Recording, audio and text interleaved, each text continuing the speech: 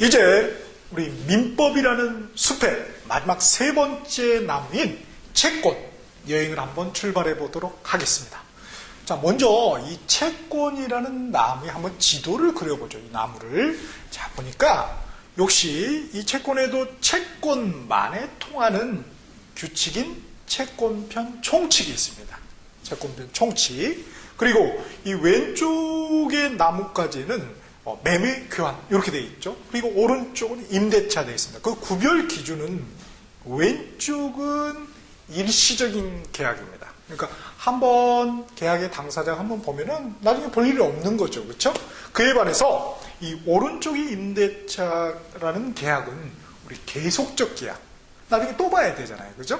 그렇게 해서 이 채권이라는 나무의 지도를 우리가 그릴 수 있겠고요. 그러면은 이 채권 파트의 핵심은 뭐냐? 똑같죠. 왜? 채권도 무슨 파트입니까? 그렇죠. 민법 파트죠. 그러니까 똑같겠네. 뭐가? 채권이라는 권리를 발생시키기 위한 법률 행위에 따른 법률 효과 그리고 법률 관계가 되겠죠. 똑같이 일맥상통하는군요.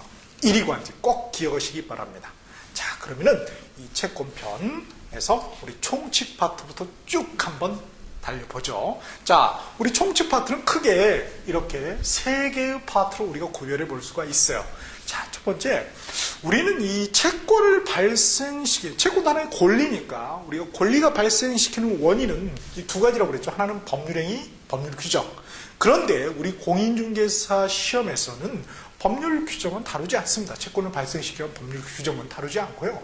채권을 발생시키는 이 법률 행위 중에서도 우리는 계약만 다뤄요. 굉장히 적죠, 그러니까. 그런데 그 계약 중에서도 딱 요 세 놈만 다룹니다. 이야, 너무 좋아요. 그죠? 좀 축소해 주니까. 그러니까 굉장히 우리는 국한된 그런 범위를 본다는 거. 자신감을 가지고 된다는 거죠. 할 수 있다! 이렇게. 자, 그러면은 계약의 성립, 이걸 먼저 보자고요. 그죠? 계약만 우리는 다루는 거니까. 그런데 하나 우리가 생각해 볼 게, 계약이 뭘로 보여야 된다? 계약이. 그렇죠. 법률행위구나. 똑같네. 그렇죠. 그러면 이 계약이 어떻게 성립했냐? 첫 번째 보니까 청약과 승낙이라는 그 의사표시 합치입니다. 의사표시 어디서 들어봤죠? 어디? 그렇죠. 이 총칙편에 요 있잖아요. 그죠? 벌써 가물가물하죠? 반갑네요. 그죠? 그러니까 의사표시를 이 총칙이라는 나무에서는 의사표시라고 불러주고, 그리고 이 채권이라는 나무, 특히 이제 계약이죠. 계약이라는 파트에서는 뭐라고 불러준다? 한쪽의 의사표시를 청약, 다른 쪽의 의사표시를 승낙. 이렇게 부르는 거는 똑같네. 그러니까 뭐다? 결국 의사표시다. 의사표시가 있으니까 결국 뭐다? 법률행위다. 이렇게 되는 것이죠. 똑같아요. 우리 결혼도 사실은 법적으로는 뭡니까? 혼인이라는 계약이에요. 가족법상의 계약이죠. 그죠? 여기서 뭐랍니까? 남자, 저의 꽃을, 꽃 받치면 던져버리죠. 그죠?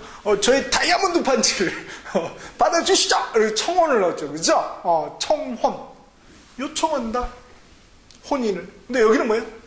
혼인인데 약속이에요, 약속. 그쵸? 내가 이거 1억에 사주세요. 이렇게, 이렇게 사줄게! 이런 약속을 요청하는 거죠. 그게 이제 청약이죠.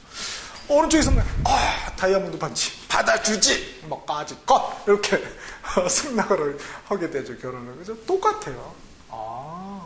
그렇구나. 우리가 배워야 될 건 이미 뭐예요? 우리 다 알고 있습니다. 그 기본적인 개념은. 단지 이게 민법이라는 법에 들어가서 보니까 왠지 좀 낯설고 그런 것 뿐이지 똑같다. 자, 그래서 청약과 승낙이 성립돼요. 자, 우리 교재를 보시면은 채권편, 우리 계약의 총칙 파트 보면은 거기 밑에 핵심의 밑에 보면은 계약 성립해가지고 청약에 대한 승낙 이렇게 돼 있죠, 그렇죠? 청약에 대한 승낙, 이렇게 돼 있고 그 다음에 오른쪽 보시면은 두 번째가 교차 청약이죠.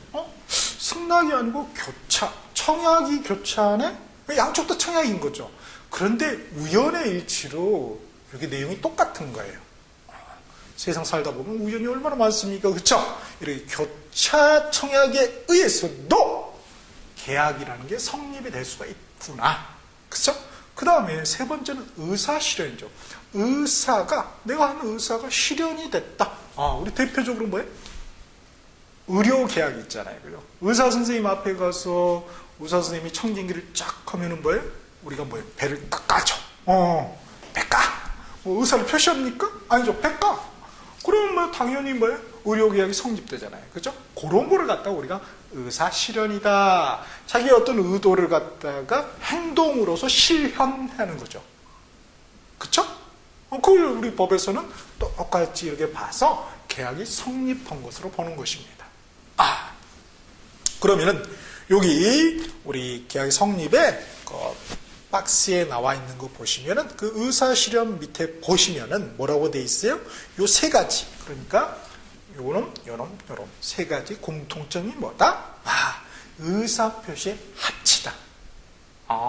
의사표시의 합치가 있어야지 계약이라는 게 성립이 된다는 거야. 원래 우리가 법률행위가 성립하기 위해서는 기억나십니까? 여기 있죠. 당목의. 당사자, 목적, 의사표시만 있으면 법률행위가 성립되는데 계약이라는 이런 법률행위는 뭐예요? 당사자, 목적, 의사표시는 당연히 있어야 되고 또 하나 추가적으로 이 의사표시에 뭐가 있어야 된다? 합치가 있어야 된다. 그렇죠? 일치해야 된다. 자, 일치해야 된다는 건 뭐냐면은 첫 번째는 객관적으로 일치해야 된다. 갑이 이렇게 팔겠다 했으면 우리 뭐요? 이렇게 사겠다. 이게 객관적인 일치, 내용이 일치해야 된다는 거죠. 그 다음 두 번째는 사람이 일치해야 돼요. 상대방이. 이걸 갖다 우리가 주관적인 합치라고 그러죠. 그렇죠? 주관적인 일치가 있어야 된다는 거예요. 갑이 을에게 이렇게 팔겠다면 을이 갑에게 이렇게 팔겠다. 이렇게 해야지 계약이 성립되는 것이지. 옆에 있던 병이 뭐예요? 내가 살게. 이거 안 된다는 거예요. 그쵸? 갑은 을한테 했으니까 을이 갑에게 해야지. 그 옆에 있던 다른 제3자가 갑에게 하면 계약이 성립되지 안 된다는 거죠. 그렇죠? 자, 그래서 이렇게 객관적 합치, 주관적 합치라고 밑에 기술이 돼 있죠. 요게 있어야 되는 것이구나. 자, 그러면은 우리 교차 청약 관련 조문 한번 볼까요? 533조. 교차 청약. 당사자 간에, 갑과 을 간에 동일한 내용의 청약이, 청약의 내용이 동일해야 돼요. 상호 교차된 경우에는 그런 경우에는 양청약이 상대방에게 도달한 때 그때 계약이 성립한다. 계약이 성립한다예요? 계약이 유효하다예요? 그냥 일단 성립하는 거예요. 효력 요건은 나중에 따질 일이라는 거죠. 그렇죠? 그 다음 의사실현은 바로 위에 532조입니다. 의사실현에 의한 계약 성립. 청약의 의사표시나 관습에 의하여 승낙의 통지가 필요하지 아니한 경우에는 계약은 승낙의 의사표시로 인정된 사실이 있는 때 성립한다. 이렇게 해서 계약이 어떻게 성립하는지, 그렇죠? 이렇게 세 가지 패턴을 봤어요. 그 다음 두 번째는 계약이라는 법률행위가 성립했으니까 거기에 대한 효과, 법률 효과가 있겠죠. 법률 효과는 당연히 뭐예요? 채권이 발생되겠죠. 권리가 발생되겠죠. 그렇죠?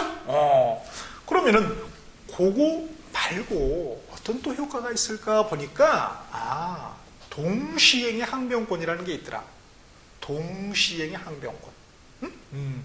자, 동시행의 항변권은 뭐냐면은 동시에 이행하자 이런 게 아니고요. 갑돌이가 어떻게 돼요? 갑돌이하고 을순이가 1월 1일에 계약을 했어요. 갑돌이 아파트를 1억에, 그렇죠. 1월 1일에 계약을 했고 1월 31일 날 잔금을 치르했단 말이에요. 그래서 시간이 흘러서 1월 30일이 딱 된 거야. 그렇죠? 이행기가 된 거죠. 변제기가 된 거죠. 그랬을 때 갑돌이가 소유권 이전 등기 서류를 넘기지 않고 을순이한테 을순아 돈 내놔 1억 이렇게 할 수 있나요? 할 수 있는가 없는가는 그 권리가 있으면 할 수 있고 권리가 없으면 할 수가 없는 거죠. 권리가 있나요? 있죠. 그쵸? 계약할 때 매매계약 처음에 했을 때 뭐예요? 뭐가 있죠? 매매대금 지급 청구권이란 채권이 발생이 됐잖아요. 이미 권리가 있으니까 할 수가 있는 거예요. 그쵸? 당연히 할 수 있는 거예요. 그거 등기소리 뭐 줘야 돼 할 수 있지 않나? 그건 나중 문제라 이거예요. 일단 권리가 있으면 할 수 있다. 자, 이렇게 주장을 하면은, 요청을 하면, 이제 을순위가 뭐예요? 을순위가 너 등기 서류, 소유권 이전 등기 서류, 집문서, 땅문서 이거 나한테 줘야지. 집문서를 그래야 내가 돈 주지. 나 너 집문서 등기, 그죠? 이 서류 줄 때까지 나 1억 못 줘. 이렇게 거절하는 거. 이걸 뭐라 한다? 이 거절하는 것을, 그런 권리를 갖다가 동시이행의 항변권이라고 한다는 거예요. 아, 동시항변권 그런 개념이구나. 그래서 동시항변권 관련 조문은 536조입니다. 동시항변권 1항에 보니까 쌍무계약의 당사자 일방은 상대방이 그 채무이행을 제공할 때까지 자기 채무이행, 을순위가 자기 채무 1억 줘야 되는 거, 그죠? 당사자 일방, 상대방이 그 채무, 상대방 갑돌이가 그 채무이행, 소유권 이전 등기 서류 넘겨주는 거죠. 그거 할 때까지 자기 을순위의 채무이행 1억 주는 것을 거절할 수 있다. 아, 이게 원칙이군요. 물론 이해가 있지만은, 이걸 동시행의 항변권이라고 하는 거구나. 그 다음에 계약의 효로서는 두 번째가 위험부담의 문제가 남게 돼요. 위험부담. 자, 갑돌이가 을순이한테 팔았는데, 이거는 아파트가 아니라 전원주택인데 통나무로, 나무로 지어진 거예요. 산에 있어, 산에. 근데 하필이면 어떻게 됩니까? 산불이 나는 거예요. 자연재해로 해서. 그 누구의 책임도 없어. 그냥 이렇게 불이 나서 계약한 이후에, 그쵸? 1월 1일에 계약을 했는데 1월 30일날 잔금 치료를 다 했는데 1월 15일날 불이 홀라당 나버린 거야. 그러면은 이 위험을 어떻게 할 거냐 이거죠. 위험이라는 것은 뭐죠? 개념이? 갑돌이 입장에서는 뭐예요? 돈 못 받을 위험. 을순이 입장에서는 이거 못 넘겨. 그죠? 집, 응? 못 넘겨받을 위험이 있는 거죠. 자, 그러면 여기서 위험이라는 것은 기본적으로 뭘 말하냐면요. 돈 못 받을 위험. 그죠? 15일날 불이 나버렸어. 산불이 나버렸어. 그럼 돈 못 받을 위험. 그 위험을 누가 부담한다? 갑돌이가 부담한다? 을순이가 부담한다? 갑돌이가 부담한다는 거야. 자, 갑돌이는 누구냐면은 채권자이면서 채무자죠. 채권자는 뭐예요? 매매대금 받을 수 있는 채권자고. 채무자는 뭐예요?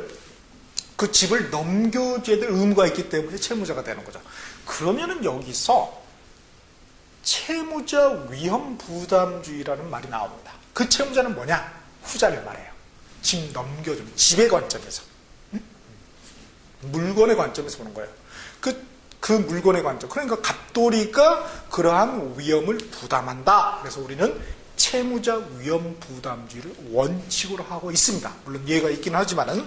그래서 이 채무자 위험 부담주의가 어디 나와 있냐? 537조입니다. 채무자 위험 부담주의. 쌍무계약의 당사자 일방의 채무가, 그죠? 당사자 쌍방의 책임 없는 사유로 이행할 수 없게 된 때, 그죠? 그래서 산불이 나버린 경우죠. 불이 홀랑 타버린 거예요. 그죠? 집이 홀랑 타버린 거예요. 이런 때에는 채무자는, 갑돌이는 상대방, 을순이의 이행, 돈 달라고 청구하지 못한다. 이걸 뭐라고 그런다? 채무자 위험 부담주의라 한다. 아, 그렇군요. 다음에 우리가 계약을 할 때 꼭 자기를 위해서 계약을 하는 게 일반적이죠, 사실은. 근데 꼭 그렇지는 않더라. 우리 옛날에 그 교육보험이라는 게 있었죠. 부모님들이 누구를 위해서 보험회사, 부모님이 갑이야, 보험회사가 을이야. 그죠? 부모님이 교육보험을 들었어. 그죠? 본인 갑을 위해서, 부모님을 위해서 교육보험을 들었나요? 보험계약을 했나요? 자기 자식인 병을 위해서 보험계약을 했나요? 그렇죠. 왼수 같은 병을 위해서 계약을 했겠죠. 자식은 왼수야. 그렇지만 이 사랑스러운 왼수죠. 그렇죠? 이 사랑스러운 왼수를 위해서 계약했지 본인을 위해서 계약하지 않았을 지 않겠어요. 그렇죠? 요렇게 계약하는 경우가 있더라. 그거를 우리가 그런 계약 법률에 있는 뭐라 하더라? 제3자를 위한 계약이라 하더라. 이렇게 표현하는 거예요. 제3자를 위한 계약. 그런 경우가 있을 수가 있는 것이죠. 그렇죠? 자, 그런 경우에 어떻게 되느냐? 그래서 539조가 그걸 기술하고 있죠. 539조 그 앞에 보시면은 쭉 보시면은 그 그림이 나와 있을 거예요. 표 앞에. 그래서 제3자를 위한 계약 해서 부모님을 뭐라고 그랬어요? 요약자. 요구한다. 약속을 요구하죠. 보험회사에. 그쵸. 그리고 그 승낙을 하는 그쪽 보험회사를 뭐라고 그래요? 낙약자. 이렇게 하는 거죠. 그렇죠? 그리고 자식 왼수를 갖다가 수익자. 이런 표현을 또 씁니다. 똑같은 당사자인데 제3자를 위한 계약에는 별도로 그렇게 불러주는 거구나. 그렇죠? 우리 마찬가지죠. 그렇죠? 자녀한테 돈을 주고 싶어요. 그렇죠? 아니면 내가 빚을 줬어. 그래서 빚 갚으라고 그러니까 내 아파트라도 팔아야 돼. 그러니까 어떻게 돼요? 내 아파트 갑돌이가 자기 아파트를 을순이한테 팔아. 근데 병돌이한테 빚을 줬어. 갑돌이가. 그랬을 때 어떻게 됩니까? 어차피 병돌이한테 돈이 갈 거죠? 그러니까 뭐예요? 을순이한테 이거 매매대금 병돌이한테 주는 걸로 한다. 이렇게 계약을 할 수도 있잖아요. 그게 바로 우리 부동산에서의 제3자를 위한 계약이 되는 것이죠. 오케이? 자, 그러면은 조문 한번 보죠. 539조 제3자를 위한 계약 1항의 계약에 의하여 당사자 1방이 제3자에게 이행할 것을 약정한 때에는 그 제3자 왼수 자식은 채무자에게 보험회사에게 직접 그 이행을 청구할 수 있다. 이렇게. 그쵸? 이렇게 될 수가 있는 것입니다. 자, 그 다음에 이제 마지막으로 계약이 발생되고 어떤 효력이 있다면 그 다음에 뭐예요? 계약이 어긋날 수가 있겠죠. 파토난다. 우리 혼인도 우리 약혼했다가 어떻게 돼요? 약혼했다가 파토난 경우 있잖아요. 그죠? 청혼했다가. 마찬가지 똑같이. 어쩜 이렇게 똑같아요. 그죠? 그래서 계약이 파토나는 경우가 어떤 경우 있냐? 소멸되는 경우가 해지하고 해지라는 것이 있더라. 그래서 여러분 543조 앞에 쭉 보시면 제3관에서 계약의 해지 이렇게 나와 있죠. 그래서 그 표를 한번 보세요. 해제 보니까 그쵸 뭐라고 돼 있어요? 맨 끝에 법률행위라고 돼 있죠. 해자가 풀해자 풀어서 계약 매매계약 맺은 것을 풀어서 제거해버려요. 없는 걸로 해버린다 이거죠. 그쵸? 그게 뭐예요? 그걸 해지라고 하는 거구나. 그 다음에 해지는 뭐냐? 풀어. 임대차 계약을 풀어서 이제 더 이상 하지 않게 멈출 짓자. 정지하는 거죠. 그쵸? 그렇게 풀어버리는 걸 갖다 뭐라고 그런다? 해지라고 그런다. 그러니까 밑에 보시면은 그 분야가 있죠. 적용 범위가. 해제는 일시적 계약에서 푸는 것이고, 그죠? 그 다음에 해지는 계속적 계약, 임대차 같은 그런 계약에서 쓰는 것입니다. 그죠? 그러면은 해지가 뭘로 보여야 된다? 그렇죠. 법률행. 의사표시이면서 법률행위예요. 그죠? 해제라는 법률행위를 했을 때, 해지라는 법률행위를 했을 때 어떠한 법률 효과가 있겠죠. 그걸 아는 게 포인트가 되겠죠. 그래서 그 표 밑에 세 번째 칸에 효력 나와 있습니다. 해지를 넣으면 첫 번째 원상회복 의무가 있다. 그리고 맨 끝에 보시면 소급표가 있다. 이렇게 돼 있죠. 그렇죠? 그래서 요 관련 조문은 548조 한번 보실까요? 그래서 해제의 효과 이렇게 되죠. 해제가 뭘로 보여요? 법률행. 효과가 뭘로 보여요? 법률 효과. 계속 우리 조문은 같은 말을 하고 있는 거예요. 오케이? 그래서 1항의 당사자 1방이 계약을 해지한 때에는 각 당사자는 그 상대방의 원상 회복의 의무가 있다. 그렇죠? 원상이니까 애초의 상태죠. 그러니까 소급표가 있겠죠. 되돌려 놓는 거니까. 그에 반해서 해지는 어떤 효과가 있느냐 보니까 우리 표에 뭐 청산 의무 그리고 손해배상 의무 밑에 장래에 대해서 효력이 소멸된다. 그래서 장래효가 있다 이런 표현을 씁니다. 장래에 대한 효과. 요거는 550조의 기술이 되어 있죠. 해지의 효과. 해지가 뭐다? 법률행위 효과가 법률효과. 당사자 일방이 계약을 해지한 때에는 계약은 장래에 대한 그 효력을 잇는다. 장래효가 있군요. 그러나 소급표는 없는 것이죠. 그렇죠? 자, 그리고 마지막으로 551조에 둘 다 손해배상, 그죠? 이것도 있으면은 청구할 수가 있다. 이렇게 기술이 돼 있습니다.